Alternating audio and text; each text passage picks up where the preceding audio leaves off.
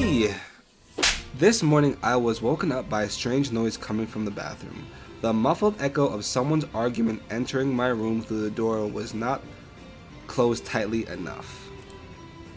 Let's go find out. We need to figure out who can't sleep this early. Swearing came from the bathroom, and when I opened the door, a picture appeared to me that I did not expect to see. Well, gonna have to skip this part. Well, that happened. Well, it's time to get ready for school. When I entered the auditorium, it was full of people. In the stream of new faces, it was difficult to find my new acquaintances, although each one was a bright spot in the crowd. Bella sat with her head popped up on her hands and poking at her phone. Morgan surrounded herself with books and was writing something. Lucy pressed himself against one of the students with a sly smile and his hand sliding under the table. Judging by the expression on the student's face, it was clear what was going on with his naughty little hand. But I'm not distracted. So after long debating, we're going to sit next to Bella. Busy. Busy. But there's no one here. A free space. You're slow-witted then. I can repeat it clearly. Do you want it? No, I get it. Bella was clearly not in the mood, so I decided not to tempt fate. Oh, damn it! I guess maybe the thing would have happened if I sat next to Morgan. She's like, I'm so into my books. And so Professor bringing Rose to the podium. His soothing, or rather lulling voice filled the audience. Welcome, students. As you know, it is education that determines your future in the magical world. And I am proud to announce that our education institution provides education at an almost acceptable level. Please refrain from commenting, but as you can see, our college has high levels of tolerance and inclusivity. We are one of the first establishments to accept incubi and succubi.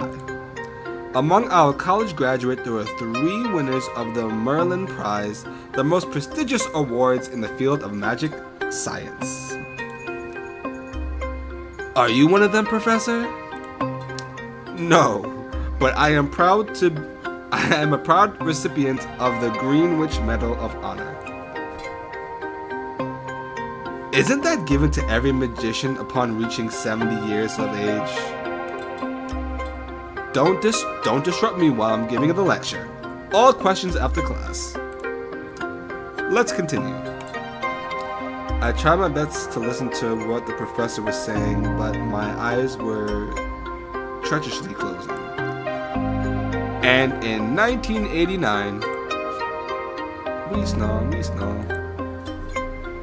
New building. We snore. Hey, wake up. Huh? What? The lecture's almost over. You can go now. Okay, thanks for waking me up. Nothing. It's the standard duty of class monitor to wake the students after Professor breaks lecture.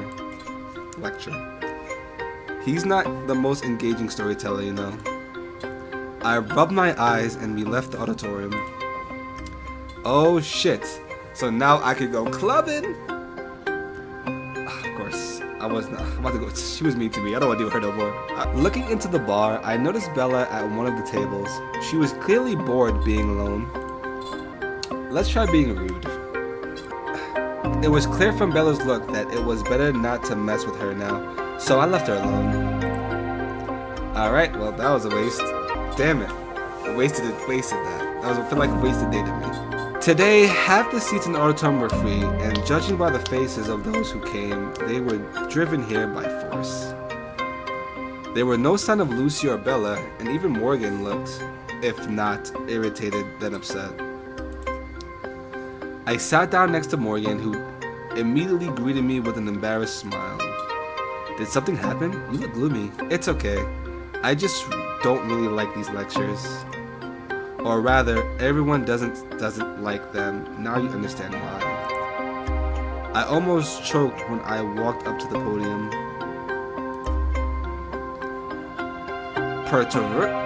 Security guard? Petrovich? Hey, all of you, listen up. An important incarnation.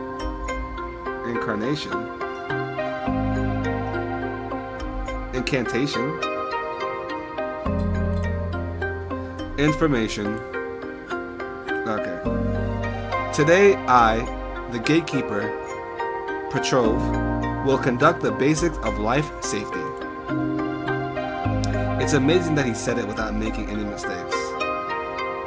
It became completely clear why all the students were sitting with solemn faces. They were all forced to attend lecture, and the smartest ones, like Belle and Lucy, somehow managed to get out of it. So, it's like this. Going down into the basement without special permission is prohibited. Stay away from the backyard. Stay away from the backyards in the dark too. The ghost of slutty Sabrina and the ghost of Sabrina has awakened again. So carry amulets with lavender. This is a sure remedy against all disembodied evil spirits. There have been more and more cases of students getting stuck in washing machines in the laundry room. Write this down. I'm going to read you the instructions for using these machines now. Petrov lists off a dozen deadly dangers on college grounds, but after half an hour of reading the instructions, all that was left in my head was ringing emptiness.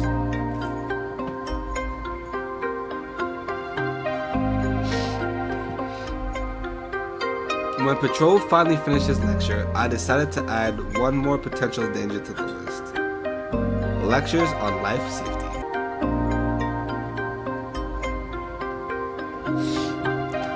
In the library, I find Morgan again. How do you like the introductory lectures? How are you doing? Congratulations. Okay, thank you. What's your next subject? Theory of dark magic. Wow, we don't study theory. Have you practiced right away? Is there a lot of theory there? Not really. We were simply told the history of each individual spell and its theoretical basis. Oh, sounds interesting. Not really.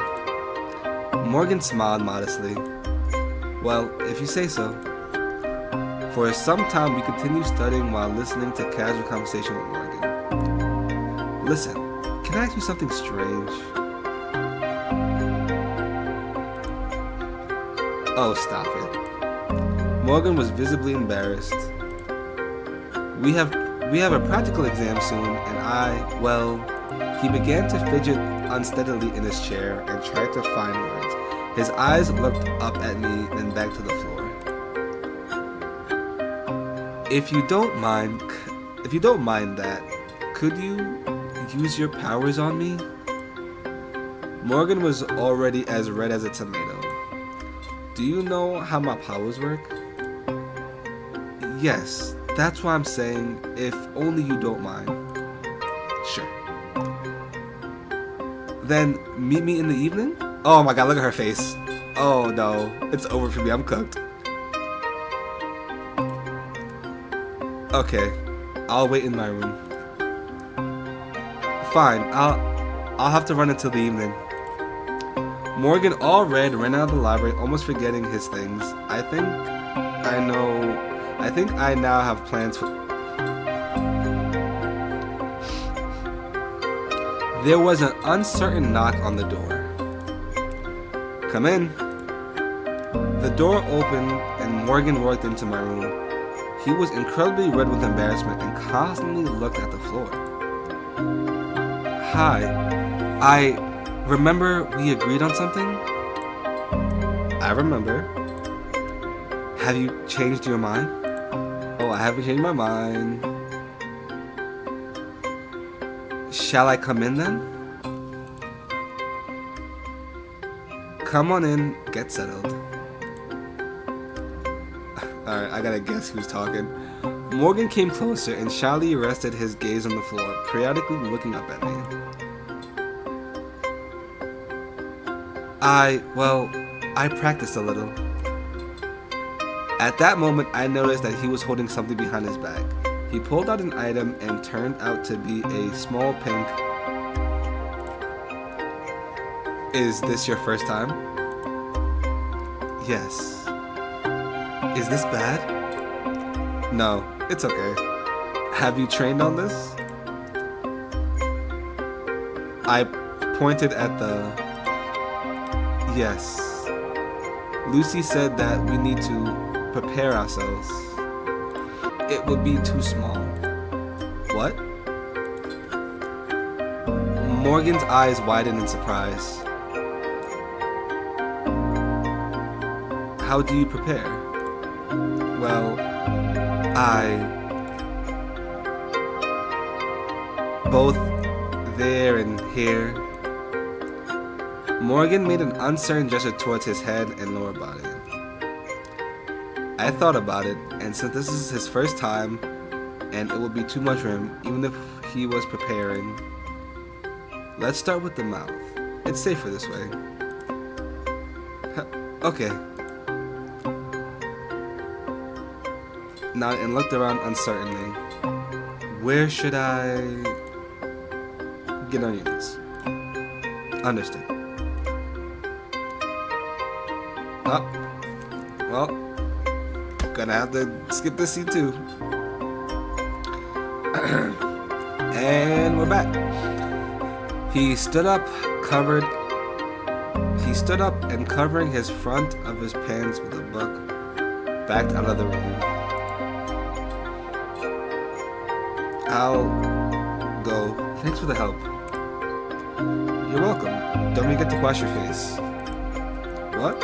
Oh, yes, of course. Morgan quickly disappeared out of the door. I hope I didn't go too far today. If this was the first time, well, I hope he didn't regret it. Day 5. There were so many people in the audience today that there weren't enough seats for everybody. There were about 20 students on their feet, and since I was a little late, I found myself one of them. I noticed Lucy was shamelessly sitting on the lap of an athletic-looking guy, and the incubus winked at me obscenely. I wonder where all the excitement's coming from. I squeezed through to my dorm neighbor and received a couple of unflattering comments in the back like, "Where are you going?" And "I've been standing here for a long time." "Sorry, honey, I'm a little busy here." Well, I'm not pretending to be. I just want to know what the whole college... I'm not pretending to be. I just wanted to know what the whole college is here for. It's simple. Miss Jekyll is giving a lecture today. Her outstanding teaching talents always gather a full house. Her outstanding teaching talents always gathers a full house. Everything fell into place. Greetings, students. Greetings, students. Today, Professor Jekyll, will be giving a general education lecture. Today, we'll be analyzing the structure of any magic with the exception of representative of rare magic races. Each magic body contains several mana centers. Throughout the history of magical arts, they have been called by different names: chakras, the middle mandarin, the golden core, magical contours. The centers are divided into large and small, or, as is new customary to say, minor and major. There are two major centers, the primary, also known as the masculine principle, and the secondary, known as the feminine principle. The primary is responsible for mana restoration, and the secondary is responsible for storage. There is a channel between these centers, and its conductivity is limited, which is a stumbling block for many magicians. Nevertheless, Jacqueline paced the platform as a lecturer, and try as I might listen, my attention became more and more drawn to her voluptuous figure. The presser's enormous swayed in time with her measuring steps. Each turn showed off her fine buttocks. Most of the lecture was lost in indecent fantasies, as at worst, I'll copy from Morgan later. And it was entirely expected that after the lesson was a long line at the men's restroom on every floor, and the trash can was filled with wet wipes. God damn, guys. What the fuck? I returned to the dorm and met Miss Jacqueline in the common room. She was reading some books, and the name of which I couldn't exactly understand. Welcome back. Hello, Miss Jacqueline. How was your first week of college? Already got the hang of it? Or less. Glad to hear it. What about studies? Are you getting everything done?